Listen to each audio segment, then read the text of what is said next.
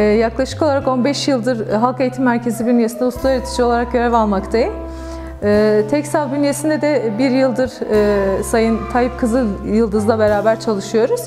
Amacımız hem kadın istihdamı hem de kadın istihdamı aynı zamanda da sanatsal faaliyetlerimizi sürdürmek, geleneksel sanatlarımızı, kültürlerimizi çocuklarımıza aktarmak.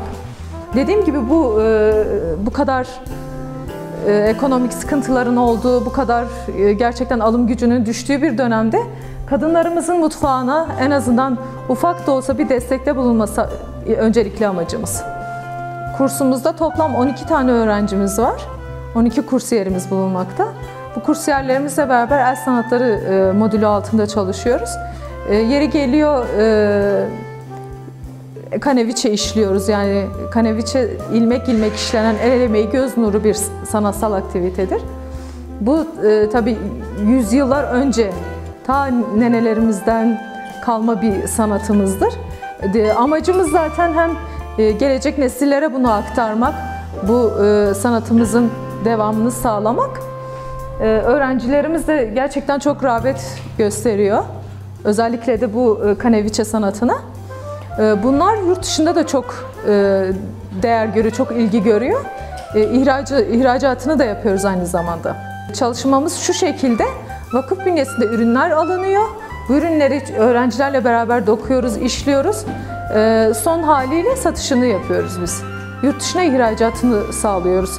Bu şekilde de öğrencilerimizin bütçesine büyük bir katkı sağlamış oluyoruz. Emek kısmı gerçekten de çok büyük. Dediğim gibi tamamıyla el işlemesi, dikiminden tutun işlemesine kadar ilmek ilmek işleniyor. Şu şekilde gösterebilirim yakından bakmak isterseniz. Yani hiçbir şekilde makinayla işimiz yok. Tamamıyla dikimi olsun, işlemesi olsun, ilmek ilmek kendimiz iğneyle ve kasnakla dokuyoruz. Bu sene yeni geldim. Kaneviçe işini görüyorum. Çok severek işliyoruz, teker teker işliyoruz el emeği. Motiflerini hocamızla beraber ayarlayıp hani zevke göre uygunsa hani genel olarak işte beraber beğenip beraber işleme kısmını biz yapıyoruz, beraber beğeniyoruz. Renklerini de işte zevke göre hani uyumuna göre seçip o şekilde işliyoruz. Çok severek de işliyoruz.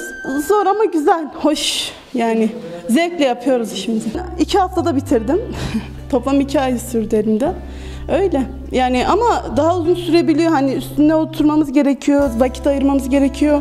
Güzel yapabilmemiz için gerçekten güzel şey yapmamız lazım. Ekonomik olarak katkısı var.